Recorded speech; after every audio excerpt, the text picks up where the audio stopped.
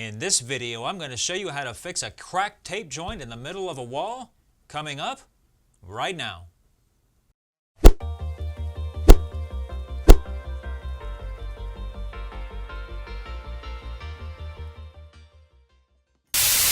Hey everybody, Rudy here from the Home Improvement Channel with another video helping you fix things around the house. In today's video, I'm going to show you how to fix a cracked tape joint in the middle of a wall.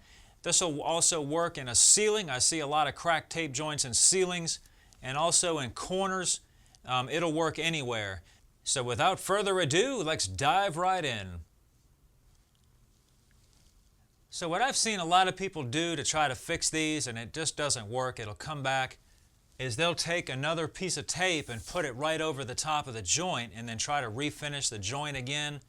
And it'll work for a little while, but the problem is you're attaching a piece of tape to another piece of tape that's already falling off the wall. So it's going to come back. The way that I do it is I take a knife and cut the tape out of the wall and get it back to where the seams are exposed again, and then retape the wall and refinish it, and then you'll have much better results. The crack won't come back, or if it does, it's not because the tape failed, it's because there's probably something shifting in the house, and well, we can't control that. But yeah, usually what I do is I'll outline the tape joint. I've got it marked here on the wall. If you can see it, I don't know. But the actual crack itself is hard to see on the camera. So just take your knife and kind of cut on both sides of the tape, best you can see it. Sometimes these things are just obvious and you don't have to do this. You can just grab the tape joint and pull it right out. But this one is not like that. It's going to probably require quite a bit of digging to get it out. But I'm going to start up here because it's the most obvious part. Okay, as you can see, I switched tools. This 5-in-1 tool works pretty good for this. See, it's coming out. But as I get farther down, it's going to give me a hard time.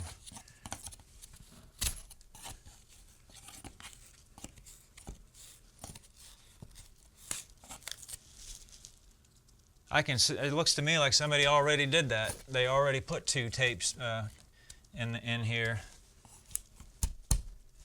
That just doesn't work.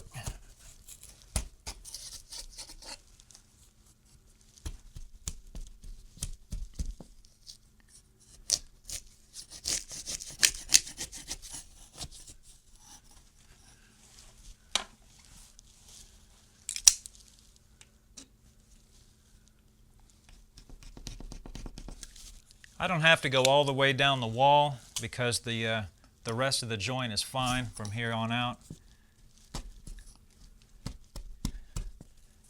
And I don't know if you can tell at the top, I had a piece of crown molding up there. If I was to cut that tape right there and try to finish up to it, what's going to happen is it's going to make a bump right there, and it's not going to look too good finished up against the trim. So if you're doing this where there's some crown, or if there's some base at the bottom, your best bet is to pull the trim off, because it's just going to look like crap if you don't. I've seen people do that too, and it just doesn't look good.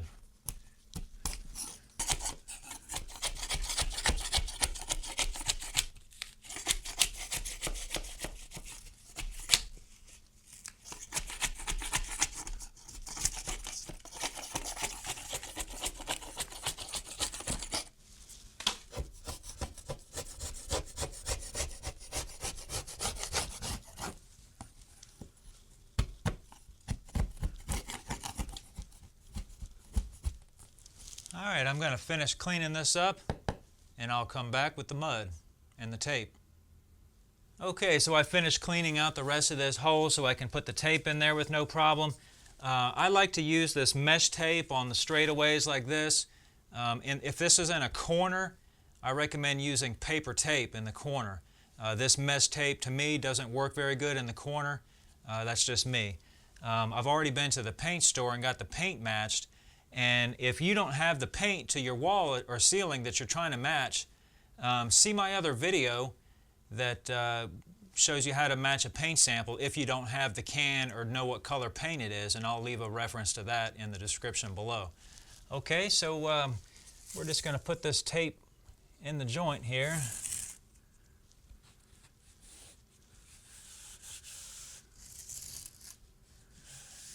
And this stuff is real easy to cut. If your drywall knife is dry, you can just go like that and peel it off the wall like I just did. Now I'm using a 14-inch knife here.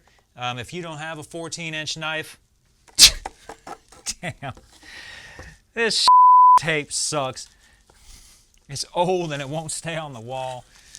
Okay, so I'm using a 14-inch knife here. The wider this joint is, the better. If you've only got a 12-inch knife, it'll work fine. You're just going to have to feather out the edges real good so that you don't see this joint. And also in the mud, it's best if you put a few drops of water in there to kind of thin out the mud. And of course you're going to want to mix that water in. So let's just get some mud in the joint here real quick before I go up and down. This tape isn't sticking to the wall real good. It's kind of old, but fresh tape does stick better.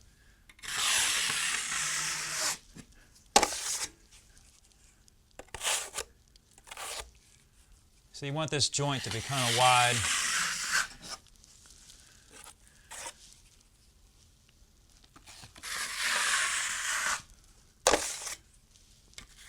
So one thing that you can do to make the edges thin is to take the blade and kind of go like that on the edge. I'm putting pressure on one side, see, like that. That kind of cuts that edge down. This is just the first coat, so it's going to take probably 3, maybe 4 coats to get this to look right. All right, that's good enough for the first coat. I'll come back with some more coats. All right, just putting on the second coat now. If you have any high spots in here, just take a dry drywall knife and kind of go through and just scrape them off of there. That's all you got to do. There's no really need to sand between coats. And dry time between coats really depends on the weather, how cold it is. I like to put a fan on there if you have one little area like this. If you put a fan on there, you can probably put another coat on it in 2 or 3 hours. And that speeds it up a lot. If you have a large area and you don't have a lot of fans, then it's best to let it sit overnight.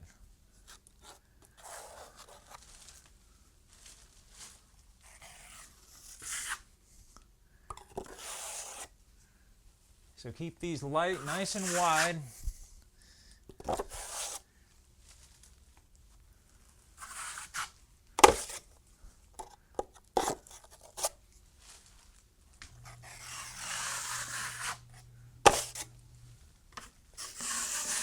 And thin, not to try to do it all in one coat.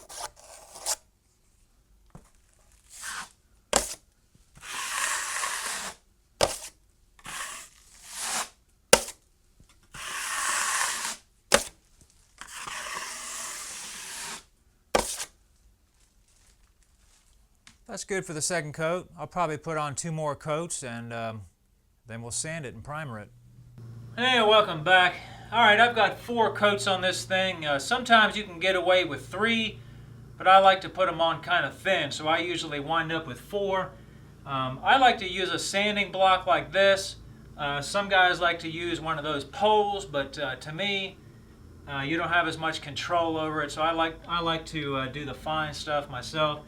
And I'm going to sand these edges down, and you got to sand them down to nothing. And what I mean by that, see, I don't know if you can see it on the camera, but there's a little bit of a ledge right there you can feel. And if you can rub your finger over it and feel it, then you'll be able to see it when you paint it. So just lightly sand around the edges.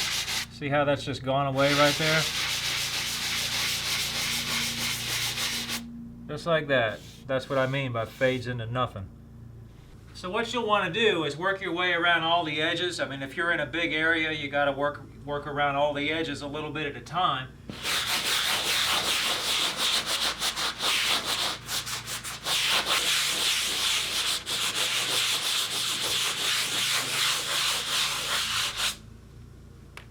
Alright, once you get around all the edges, kind of rub your finger around it and look at it. Anything that you can feel, you're going to see when you paint it, so keep that in mind. And then just give the metal a quick sanding, because it looks pretty good anyway.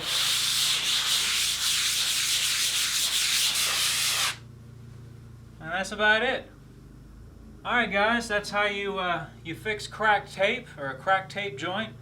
And if you like this video, click on the thumbs up and subscribe to my channel. I come out with videos like this as often as I can. Thanks for watching.